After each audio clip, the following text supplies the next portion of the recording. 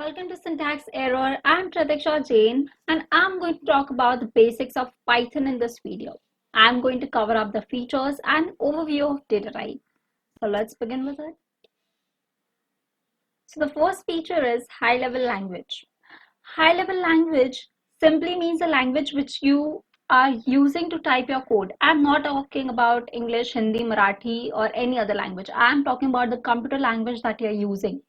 You are not using assembly language, that is a binary language. You are using normal words to type a language. That is what is called high level language.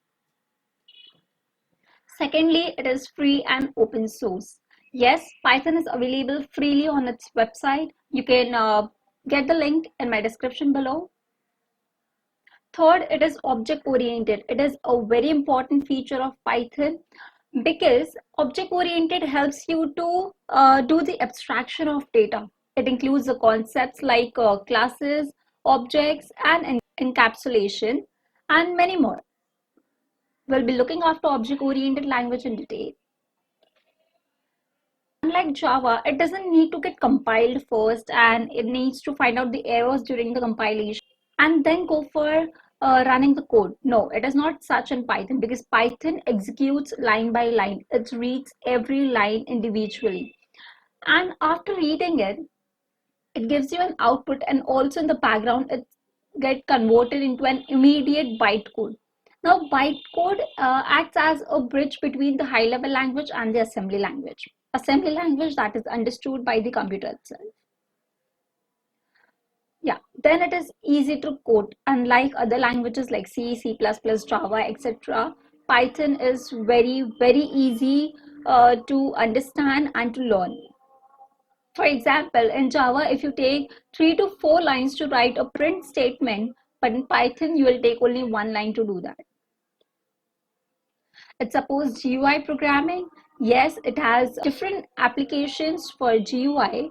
Few of them are PyQt5, Kinto, and many more. It is dynamically typed language. Yes, it is dynamically typed because it doesn't need to specify the data type of variable at the declaration type because it defines the type of the variable while it is running the code. So there is no advanced requirement of mentioning the data type. But in Java, when you write a code, you need to write that what kind of data is being stored in a variable. If it is integer, then the syntax is data type, variable name, and then the value. But in Python, it is simply variable name and the data. I hope you guys are clear with the features. In this video, I'm just going to give an overview about the data types because in coming videos, I'm going to upload each and every data type in detail. So we have numeric, dictionary, boolean, set, and sequence type data types. So numeric includes integer, complex number, and float. Integer means the normal numbers 5, 6, 7, 8, 9, 10, 100. Complex number means imaginary plus real number, and float means number which includes floating point. Talking about the dictionary includes two parameters.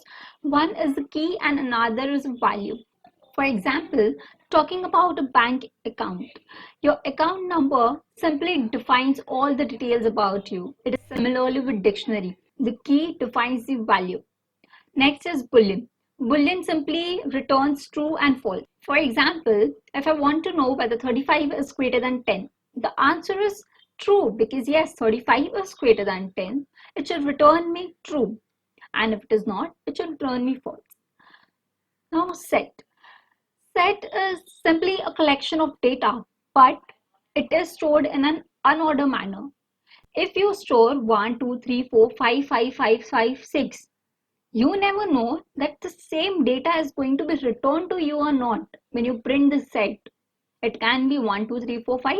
It can be 1, 2, 3, 4, 5, 5. You never know what it's going to return. Then it is sequence type. It includes string, list, and tuple. We're going to talk about in detail about all these things. So talking about the string, there are various functions you can say. One is slicing and many more. We'll be talking later. Then it is list and tuple. List, tuple, set, and dictionary. They all are used to store a collection of data, but they are all different. A list is changeable. Values in the list can be changed, but its ID, its memory location will remain the same. I'm talking about the mutable and immutable data. I'll be sharing this information in detail in my next coming videos. And tuple,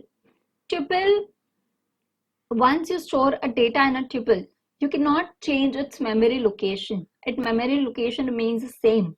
And tuple is an ordered list. Suppose if you store 1, 2, 3, 4, 5, 5, 5, 5, 5, 5, 6, it's going to return you the same data itself. We'll meet you in the next video with detail about each and every data type. Thank you.